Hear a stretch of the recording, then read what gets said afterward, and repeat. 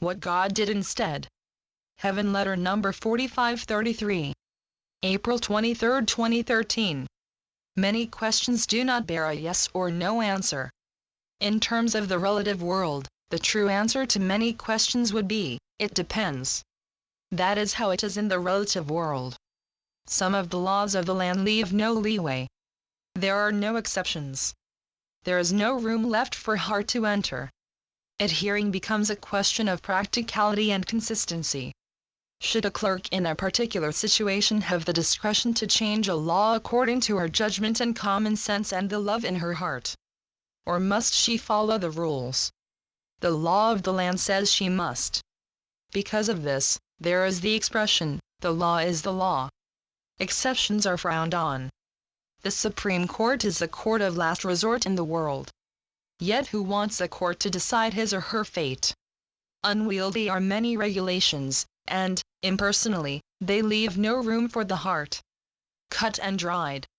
Black or white. Something has been arbitrarily set. It could have been said a different way, only it wasn't. Who hasn't made a law and then protested it and thought of a better way to write it? Yet the law is the law, and it is the rule of the land. Yes, of course, there always could be another way and another and another. And then responders get tired and they respond, you can't fight City Hall. They say, it's too much trouble. They say, to heck with it. They grit their teeth, and they knuckle under. They pay the fine. They just want to be done with the whole thing and put the past behind them. Life in the world encroaches on everyone's style. It seems that individual free choice is sacrificed for the good of the whole, even when everyone knows that it may not be for the good of the whole. There is a greater law that calls for warming hearts and making room for all hearts. And so it seems that in the world, whatever decisions are made, someone's heart is left out in the cold. Yet who is it that says things have to be one way or the other? And so, sides are born. Positions are taken. And sometimes one who takes a certain stand later changes his mind. He sees differently.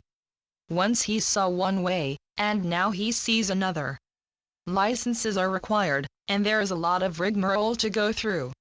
Once upon a time, there were wise counselors who sat around the fire and made decisions based on each case. Time was allowed, and time was taken. Perhaps even then there were times when the elders made a decision and someone cried out, foul, and left dissatisfied.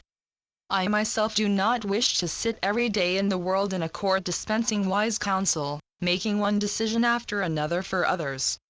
What I did instead was to place my heart of love in every human being so that love and wisdom could be meted, for everyone wants to be heard. Yet in the world, all hearts are not heard, and all hearts are not taken into account for the reason of expediency. And so, not everyone is given a hearing. Not everyone finds a comfortable seat to sit in. There have not been enough comfortable seats for everyone on the bus or the train of life. And life has become two-sided when actually there are infinite points of view. In the world, some matters are not worth the bother of fighting for, and you wonder where is unity. Where has it gone? You would like a live and let live society where borders are not, and enforcement is not necessary, where all hearts are wise hearts and loving hearts making room for all. You are voting for the freedom of the individual within a peaceful, accommodating world. Long live peace. Long live freedom, and long live happy hearts making happy choices with the freedom of hearts in mind. www.heavenletters.org